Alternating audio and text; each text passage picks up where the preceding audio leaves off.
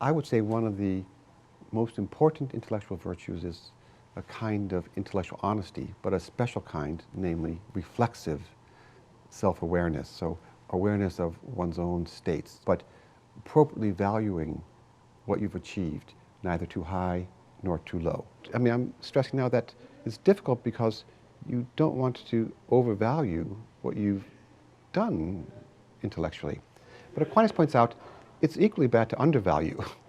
And what you actually want is an accurate portrayal of what it is that you know, because that will permit you to make progress. If you think I'm incapable in ways that I'm actually capable, you're doing yourself a hideous disservice. On the other hand, the more common problem is people thinking they know more than they know, and so when what you're calling intellectual humility looks to me like a kind of, well, I don't know if it's a product that goes hand in glove with a certain kind of intellectual honesty. So I said there are these two kinds of twin vices, or mirror vices, I should say, in terms of intellectual dishonesty, reflexive intellectual dishonesty about yourself.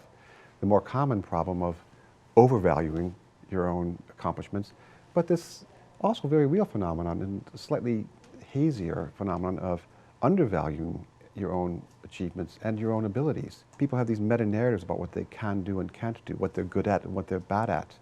And if they tell themselves they're bad at something, they will be. So in my own life, when I first started doing higher logic, it turned out I was good at it, and I seemed to be able to do lots of rigorous proofs. If I hadn't been compelled to do it, I would have thought, can't do it. And then I just took this absolute joy in it. And it was a case where, you know, I had some sort of self-conception which seemed to me to be unjustified. Now, for the other side, for the ways I overvalue myself, well, those are legion. I can't even, I mean, that list would go on for too long and be too humiliating. But still, but I just want to point out that these are equally problems.